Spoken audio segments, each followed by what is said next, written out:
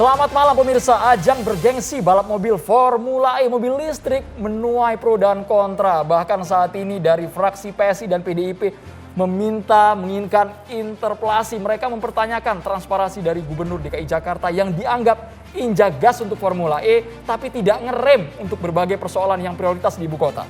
Pro dan juga kontra muncul di masyarakat, berbagai karangan bunga nampak menghiasi Gedung Balai Kota DKI Jakarta. Pertanyaan besarnya adalah, ini memang untuk rakyat atau ada kepentingan politis di dalamnya? Kita akan bahasnya malam hari ini di Catatan Demokrasi. Saya Andrew Meda Merkuri dan juga Maria Asegaf. Kami akan menyampaikan terlebih dahulu ini sejumlah kabar yang dalam pekan ini pemirsa menjadi sorotan. Di antaranya ini kejadian di Sintang, Kalimantan. Ada Masjid Ahmadiyah yang dirusak oleh sejumlah orang. Bahkan saat ini sudah ada 21 orang menjadi tersangka. Iya, kejadian ini pengerusakan sebuah masjid yang diduga didirikan oleh anggota Ahmadiyah pada tanggal 3 September 2021 kemudian akhirnya dirusak oleh sejumlah pihak. Hal ini pun kemudian sudah ditangani oleh pihak polisian. Tadi seperti yang Anda sampaikan, ada 21 orang tersangka yang telah ditetapkan, di mana 3 diantaranya diduga sebagai otak dari pelaku pengerusakan di wilayah Kabupaten Sintang, Kalimantan Barat ini. Ini perlu diselesaikan karena diduga pemicu awal itu adalah buntut surat larangan dari Bupati dan juga warga akan pendirian Masjid Ahmadiyah. Inilah situasi pada tanggal 3 September lalu di Sintang, Kalimantan Barat. Kemudian ini juga yang lagi heboh di Jakarta, Maria, ada sebuah kafe, namanya apa Maria? Holy Wings di wilayah Kemang, siapa lagi yang tak kenal salah satu kafe ini jika mereka memang tinggal di ibu kota Jakarta, yang kemarin ternyata sudah 3 kali pemirsa melanggar protokol kesehatan. Jika dilihat keramaiannya bukan ramai lagi, ini numpuk gitu ya Andre ya. Ini padahal ibu kota masih level 3, sangat disayangkan banyak pemuda yang melanggar protokol kesehatan. Bahkan tadi Maria sudah mengatakan diperingatkan 3 kali kok nggak kapok. Akhirnya pemerintah mengambil langkah tegas, bukan hanya di stop Tutup untuk beberapa ya, hari, tapi dibekukan selama PPKM dengan denda 50 juta rupiah. Dikenakan sanksi administratif sebesar 50 juta rupiah dan juga dibekukan izinnya selama waktu yang belum bisa ditentukan atau selama masa PPKM diberlangsungkan khusus untuk sebuah kafe Holy Wings di wilayah Kemang, Jakarta. Ternyata bukan hanya di Kemang tapi juga ke Setiabudi. Kalau kita lihat cabang Kemang ini memang besar dan juga animonya banyak. Kita beralih ke kabar lainnya, kali ini juga yang sangat miris sekali. Saya juga nggak habis pikir ya Maria, ya ketika orang tua melakukan hal yang tidak rasional kepada anaknya, ingin mencongkel bagian mata kanan anaknya yang masih 6 tahun. Iya, ini yang kemarin juga sempat menjadi perbincangan publik. Diduga Andro memang ada unsur ritual pesugihan informasinya, tapi hal ini juga kemudian tidak dibenarkan oleh pihak keluarga dan masih menjadi penyelidikan dari pihak kepolisian. Memang ini anak kandungnya sendiri, anak kedua yang berusia 6 tahun ini kemudian dilakukan sejumlah kekerasan dan saat ini dirawat di rumah sakit, di mana sang ibu, sang ayah, kakek dan juga nenek dari korban ini kemudian saat ini sudah ditetapkan sebagai tersangka dan diperiksa oleh pihak kepolisian. Tak ada yang kemudian menyangka, tidak masuk juga di akal bagaimana kemudian orang tua yang selalu memberikan kasih sayang kepada anaknya bisa tega melakukan hal tersebut.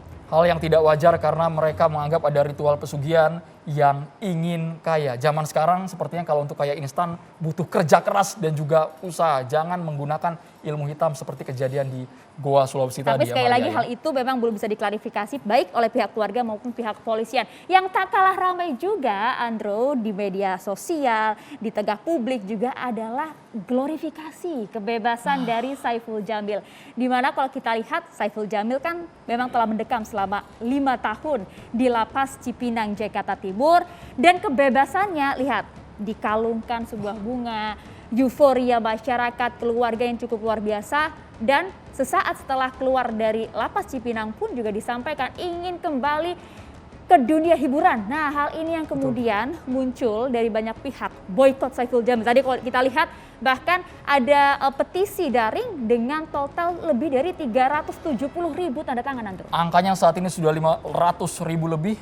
Sayang sekali ketika sosok Saiful Jamil yang keluar dari Lapas Cipinang kesannya dianggap disambut oleh fans. Bahkan sejumlah pihak menentang keras ketika Saiful Jamil akan tampil di TV dan juga memboikot Saiful Jamil untuk di kanal YouTube-nya sendiri. Kekhawatiran dari sejumlah pihak termasuk dari KPAI adalah nanti masyarakat kemudian memaklumi tindakan-tindakan kekerasan pelecehan seksual terutama terhadap anak. Tapi sekali lagi KPI juga sah-sah saja jika memang ingin kembali ke dunia hiburan asalkan kontennya memenuhi aturan. Ganjaran yang seperti apa kita tidak tahu karena sanksi sosial sudah diterima oleh Saipul Jamil meskipun dari pihak Saipul Jamil merasa ya sudah menyesali perbuatannya meskipun harusnya dipikirkan gimana kalau korban yang melihat tayangan ketika Saipul tampil di TV dengan unsur pemakluman. Nah, tak kalah heboh juga kembali di media sosial adalah perundungan dan juga dugaan pelecehan seksual terhadap salah satu pegawai di Komisi Penyiaran Indonesia atau KPI. Prosesnya saat ini sudah berada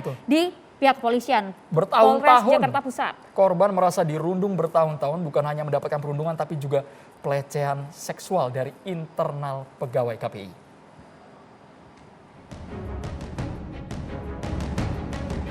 KPI tentunya mengutuk segala tindak pelecehan seksual ataupun bullying. Kami akan menindak tegas pelaku dari pelecehan seksual ataupun bullying tersebut. Nah, sebelum kami melakukan tindakan tegas, kami juga akan melakukan investigasi internal, yaitu memanggil kedua belah pihak untuk dimintai keterangannya. Kemudian kami juga akan mendampingi korban ke kepolisian agar korban mendapatkan keadilan. Semoga laporan ini diusut tuntas oleh kepolisian tidak berhenti di tengah jalan dan ada sanksi dari KPI. Harapannya bukan hanya sanksi administratif. Kita berharap lembaga manapun tidak ada yang namanya perundungan hingga pelecehan seksual seperti di KPI. KPI tapi juga kemudian menjanjikan akan mengevaluasi iklim kerja di kantornya agar semua pegawainya bisa merasa aman dan juga nyaman. Ini nanti kita pantau bersama dan juga semua lembaga seharusnya memang sudah melakukan hal ini. Masih dari Jakarta, Maria dan juga pemirsa, kali ini yang ramai biasanya kalau ada sebuah event besar, karangan bunga itu panjang banget dipajang. Ucapan selamat untuk pernikahan. Selamat biasanya. yang bagus, yang bahagia nggak masalah. Ini ada kata-kata yang memang sepertinya nyinyir dengan sumber yang tidak jelas dipajang di depan Balai Kota Jakarta. Sindiran maksudnya? Sindiran, coba kita lihat bersama berikut ini. Nah, banjir karangan bunga ini kalau kita lihat berada di depan Balai Kota DKI Jakarta, di depan gedung DPRD DKI Jakarta. Ucapan-ucapannya pun juga kalau misalnya kita baca mengandung unsur-unsur sindiran tadi. Tanda tangan sahabat Juliari Batubara. Dari kami Harun Masiku Fans Club. Harun Masiku sampai sekarang belum ketemu Bapak Ibu. Siapa yang niat banget bikin karangan bunga seperti ini ya? Mendukung penuh PSI dan juga PDIP. Ada dua fraksi di DPRD yang kemudian disebut namanya di sini, yang dimana kemudian kalau kita ketahui paparazzi itu ini mahal loh, bikin satu karangan bunga ini bisa modalnya 400 sampai 500 ribu rupiah. Siapa yang rela menggelontorkan karangan bunga hanya untuk kalimat ada yang oke, mendukung, ada juga yang anfaedah ternyata Maria. Anfaedah banyak sekali kalau itu pecinta koruptor Bansos Indonesia PKBI katanya Andro. Pertanyaan besarnya adalah siapa mereka yang membuat hal ini, yang kemudian juga membuat karangan bunga, tujuannya juga apa gitu. Semoga karangan bunga ini hanya sekilas saja, ada pesan yang tersirat mungkin ingin diutarakan oleh mereka yang sengaja memajang karangan bunga di depan gedung DPRD DKI Jakarta. Nanti kita ngobrol langsung dengan orang PSI, PDIP ada juga di sini. Ada, sudah kita tanya, mereka pasang karangan bunga nggak di sana ya? Mereka modalin nggak itu ya? Karena ternyata tidak hanya karangan bunga saja, tapi kalau kita lihat juga ada aksi kemarin yang berakhir ricuh di depan Balai Kota DKI Jakarta. Kita lihat bersama pemirsa. Ini kemarin demo ini berlangsung di depan gedung DPRD DKI Jakarta 6 September 2021 kemarin, jalankan hak interpelasi terhadap Anies Baswedan katanya. Sebagian massa menolak terselenggaranya Formula E di Jakarta, padahal saat ini konteksnya Formula E ini tertunda sampai dengan Juni 2022. Jika Anda lihat sempat terjadi kericuhan antara massa dan juga kepolisian.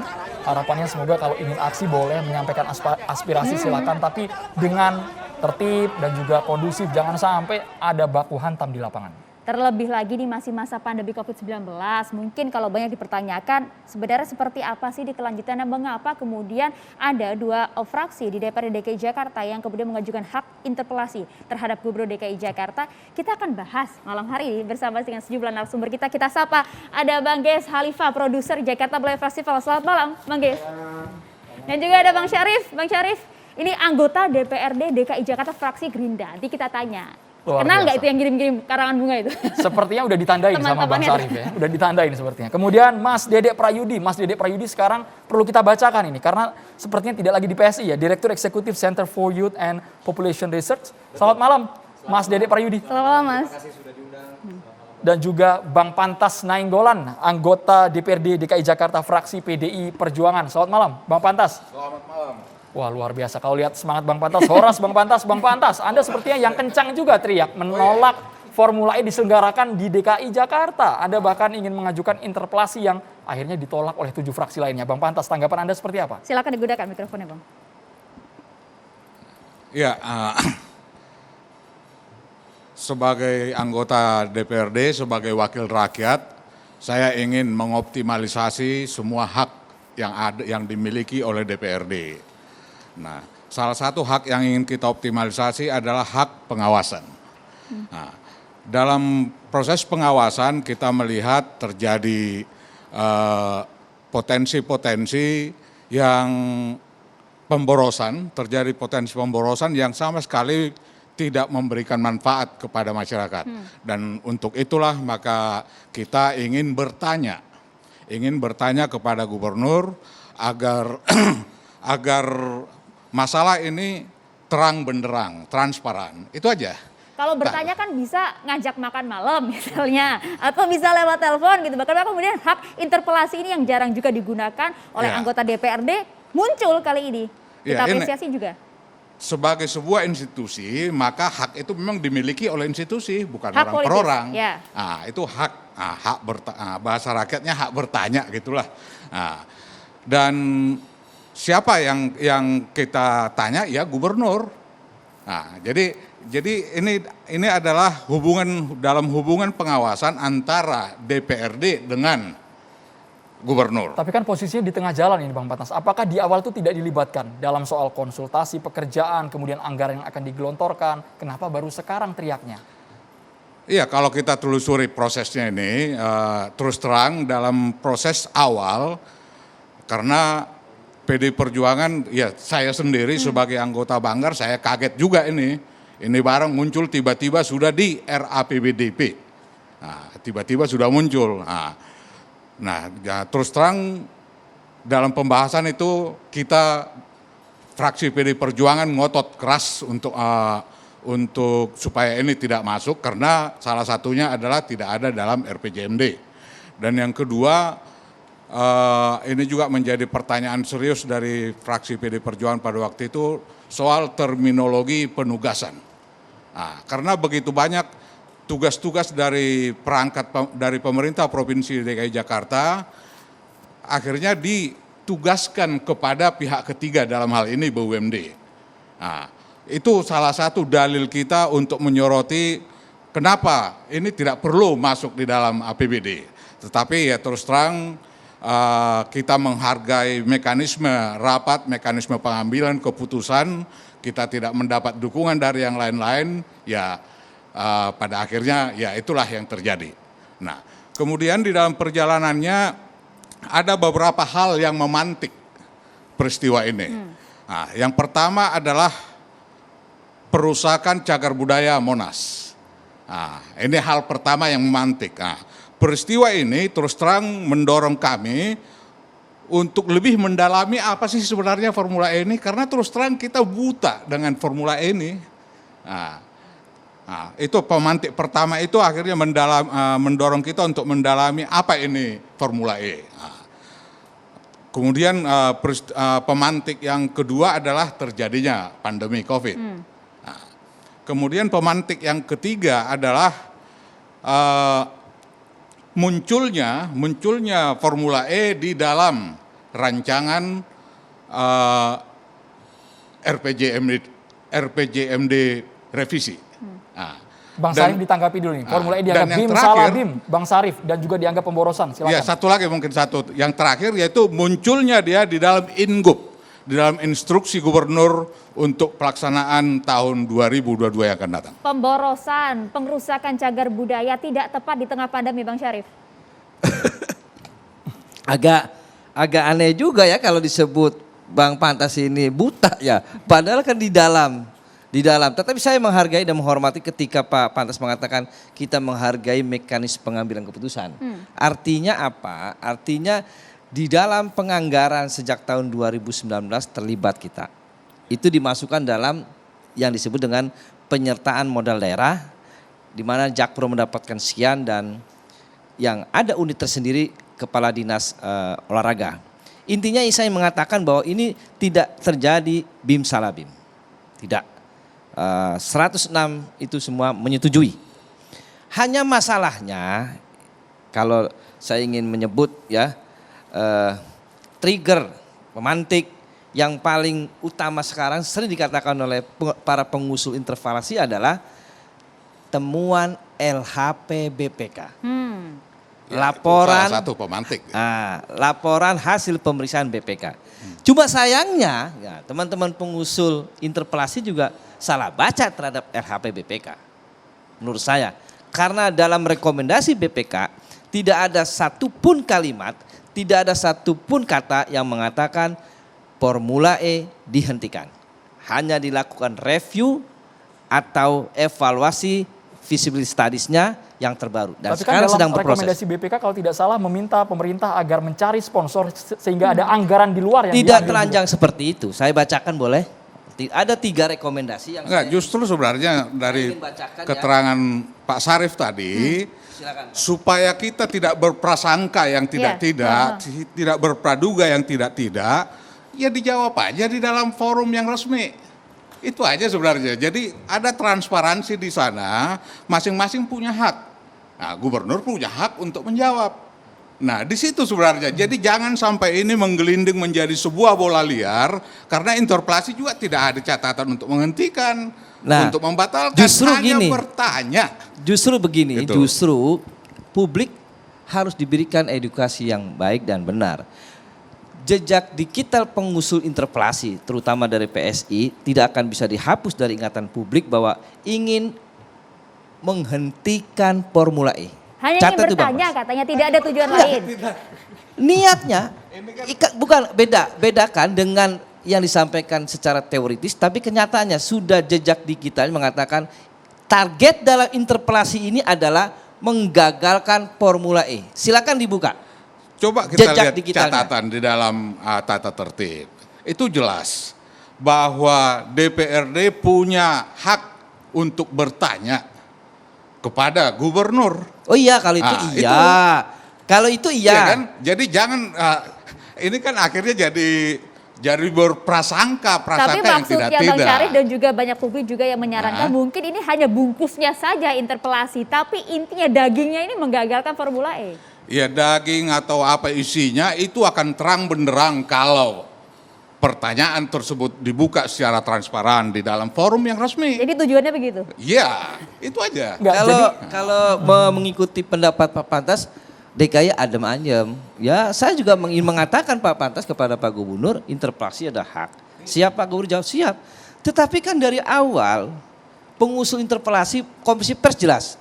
Setelah menyerahkan surat kepada Ketua DPRD, dari PDIP bicara dan dari PSI, kita ingin menghentikan Formula E. Catat itu. Catat Pak Pantas. Itu tidak bisa dihapus. Nah, kemudian cara menghentikannya salah satunya adalah dengan menggunakan hak itu. Ya, jika terbukti bla bla bla bla, maka wajib dihentikan. Kira-kira Anda lihat begitu. ujungnya apa? Ini Mereka meminta dihentikan ujungnya apa? Apakah mengincar personal Anies Baswedan? Ada kasus di sana atau apa? Ya gak usah dibuka begitu, sudah tahu semua itu. Sudah tahu semua arahnya kemana, sudah tahu. Termasuk dinamika karangan bunga juga sudah tahu semua. Oke, sesaat lagi harus kita dalami apakah di balik interpelasi ini ada intrik untuk menjatuhkan Gubernur DKI Jakarta Anies Baswedan. Tetaplah bersama kami di Catatan Demokrasi.